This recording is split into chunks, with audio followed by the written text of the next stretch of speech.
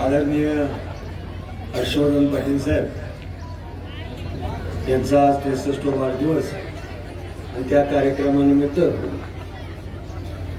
ज्या शाळेमध्ये जो कार्यक्रम आयोजित केला त्या कार्यक्रमाचे अध्यक्ष अशोक भाऊ, गावचे सरपंच, उपसरपंच, सोसायटीचे चेअरमन, व्हाईस चेअरमन, त्यांचे सर्व सहकारी, ग्रामपंचायतीचे सर्व सदस्य, तंटामुक्तीचे लागोपाठ 10 वर्ष काम केलेले अध्यक्ष तुकाराम गोगरे,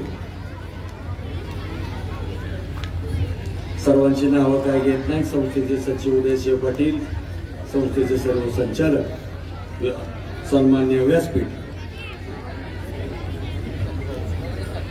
ज्यांचा आपण आज वाढदिवस साजरा करत आहोत, त्यांची कार्यशैली, त्यांचं कामकाज हे पहिल्यापासून इथं स्टेजवर बसलेले व गावकऱ्यांना सर्वांना ते माहीत आहे, त्यांचं काम करण्याची पद्धत माहीत आहे, त्यांचं आतापर्यंत केलेली कर्तव्य त्या सगळ्यांना माहीत आहे. संस्थेच्या सचिवांनी जे त्यांचा काय माहितीक्रम दिले, शिवाजी मिलिटरी स्कूल पासून तर ते मंत्री काळापर्यंत त्याचंही सर्वांना ज्ञात आहे. जास्त वेळ घेतला नाही, कारण समोर बसलेली ही सगळी मुलं आणि सर्व मुलांना, विद्यार्थ्यांना एक माहिती देतो की श्री शिवाजी प्रिपरेटरी मिलिटरी स्कूलमध्ये आदरणीय भाऊंचा 1ली ते 10वी हा अभ्यासक्रम झाला आणि त्या 1ली पासून ते 10वी पर्यंत वर्गात प्रथम येणारा विद्यार्थी. आणि भाऊ आमच्या शाळेमध्ये आजबी डॉक्टर आजबी 1500 मुलांमध्ये एक 8 प्रिफेक्ट असायचे, म्हणजे त्या मुलांचे प्रमुख, आणि त्या 8 मध्ये एक प्रिफेक्ट असायचा सर्व मुलांचा प्रमुख. ती 10वीत गेल्यावर त्याला मिळायचं, पण भाऊंना ते 2 वर्ष मिळालं, 9वी आणि 10वी.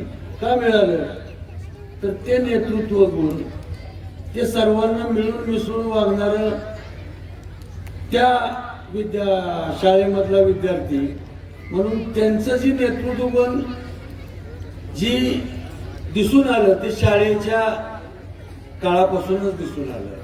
सर्व विद्यार्थ्यांना सांगतो की ते जर हर्षवर्धन पाटील ह्या क्षेत्रात आले नसते तर 101% नाना कलेक्टर किंवा IPS झाल्याशिवाय राहिले नाही, ही वस्तुस्थिती.